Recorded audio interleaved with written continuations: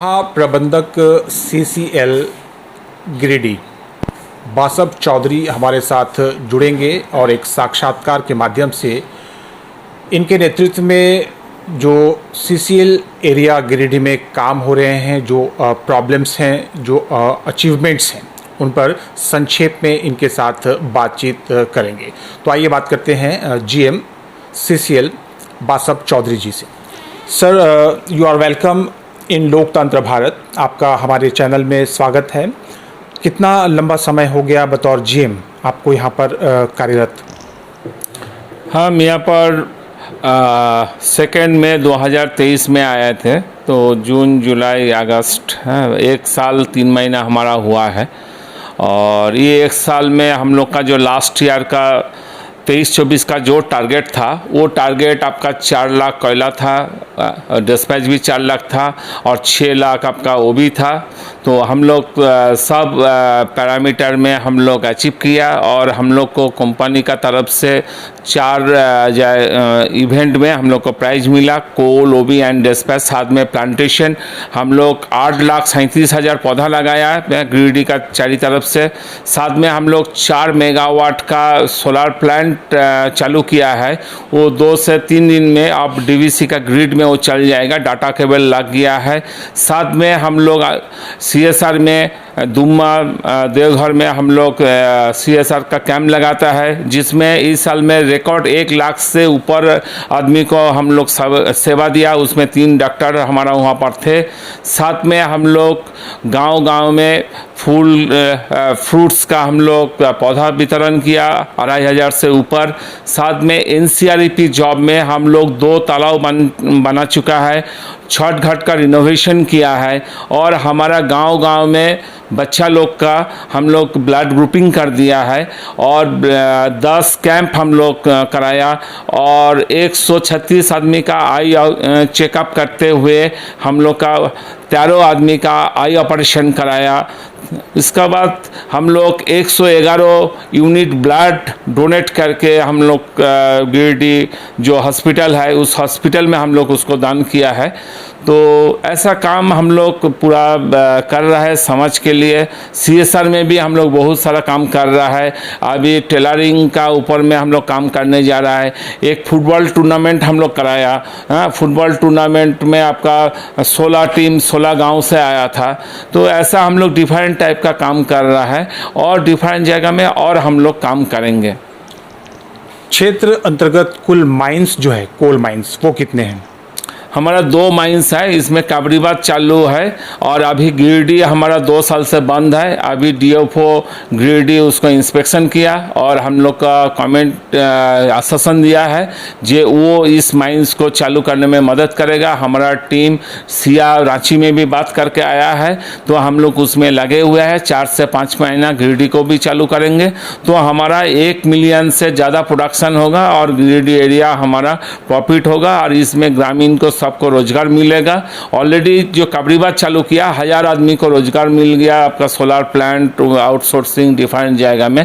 तो हमारा गिरिडीह भी चालू हो जाएगा तो गिरिडीह में भी हमारा और 1000 आदमी को रोजगार मिलेगा। साथ में क्या होता है, हमारा स्टेट गवर्नमेंट को रॉयल्टी मिलता है, जिसमें लास्ट ईयर में 13 करोड़ का रॉयल्टी DMFT फंड और DFO का जो फॉरेस्ट का है उसका हिसाब से 13 करोड़ का आसपास मिला है। इस साल में 1819 करोड़ हमका स्टेट गवर्नमेंट को मिलने जाएगा और गिरिडीह चालू हो जाएगा तो सब मिला के आपका 35 करोड़ जो स्टेट गवर्नमेंट को मिलेगा, जो हमारा गिरिडीह जिला में लगेगा और इसमें बच्चा लोग का डिफरेंट टाइप का रोड, ब्रिज, ये सब डेवलपमेंट में काम आएगा।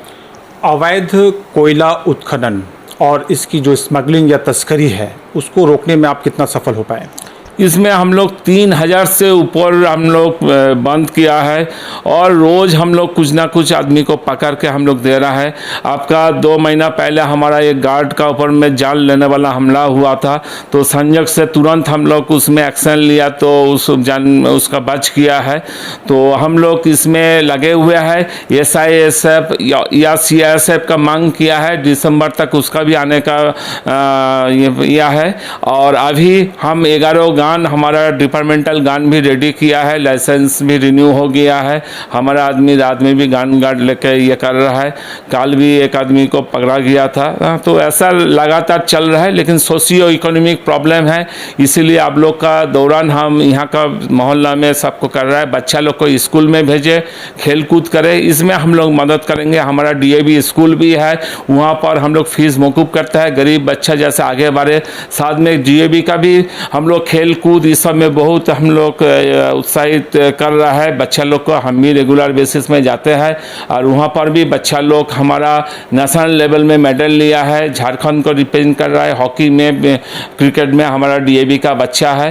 तो और हम लोग गेम डीएवी में इंक्लूड करने जा रहा है, आर्चरी, उसका बाद शूटिंग, ये सब। जैसे हमारा बच्चा लोग देश का प्रतिनिधित्व करे, ओलंपिक में गोल्ड मेडल लाए, तो हम लोग का सोच इसी टाइप का है। जैसे हमारा बच्चा को जैसे हम लोग शिक्षित करेगा, वो लोग खेल कूद में जाएगा।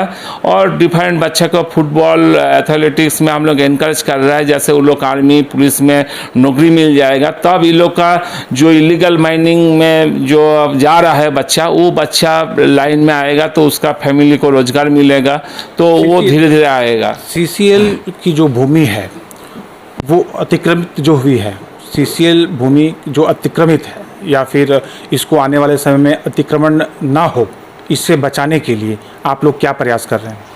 इसमें भी हम लोग लगातार प्रयास कर रहा है। ऑलरेडी हमारा 1868 हेक्टेयर ज़मीन में 500 हेक्टेयर ऑलरेडी डिफरेंट ए में चला गया। अभी हम लोग का यहाँ का ज़मीन अम्रपाली के लिए आइडेंटिफाई किया। ऑलरेडी 400 हेक्टेयर का ज़मीन हम लोग आइडेंटिफाई किया। 4 दिन से अम्रपाली का टीम यहाँ बैठा हुआ था। प्लांटेशन करेंगे तो वहाँ पर कोई एनक्रोचमेंट नहीं करे, कहे वो हम लोग को धस करने ही पड़ेंगे। हम लोग रोज़ कहीं ना कहीं धस कर रहा है। इसमें भी सबका हम लोग का सहयोग चाहिए। जैसे सीसीएल का ज़मीन कोई भी अतिक्रम नहीं करे।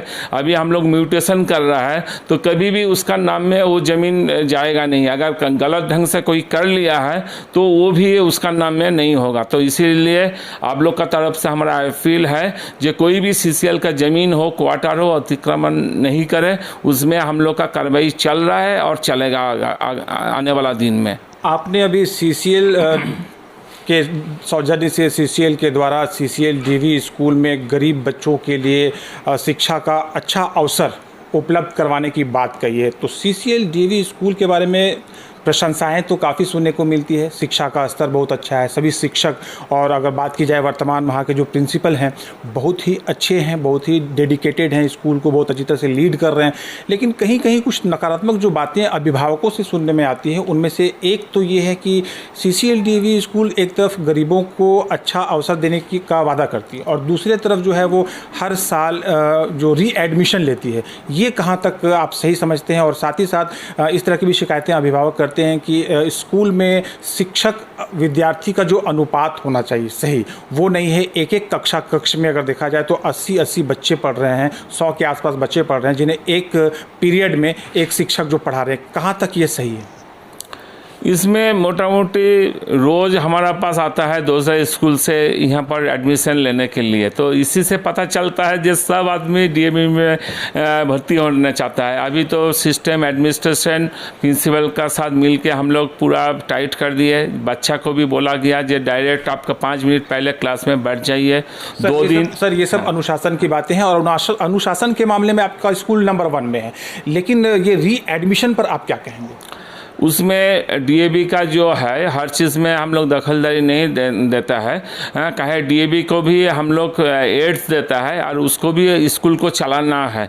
हमारा देश में गरीबी बहुत है, लेकिन सबको 100% फ्री करके भी नहीं चलाना है। स्कूल को भी इनकम करके उसको करना है।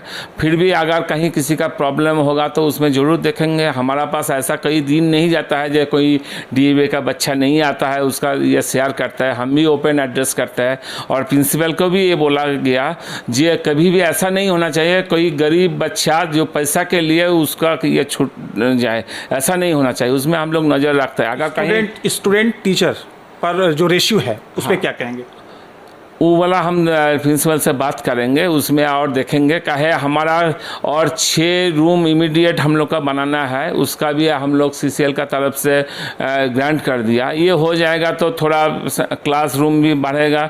अभी अब बैठने का जगह नहीं है, क्लास 3 का बच्चा लोग आता है कर लीजिए, एडमिशन नहीं ले पा रहा है, जो उसका पास और रूम में बैठने का जगह नहीं है। तो हम भी 3 क्लास अटेंड किया प्रिंसिपल के साथ 2 दिन पहले, तो लास्ट बेंच में बैठे हम लोग का ये नहीं है।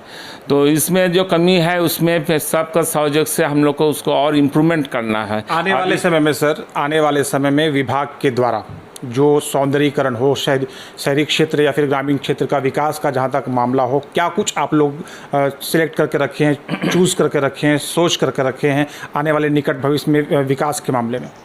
विकास का मामला में अभी तो हमारा जो कुल मंत्री है वो भी हम लोग का साथ 2 प्रोग्राम किया है डायरेक्ट इसमें।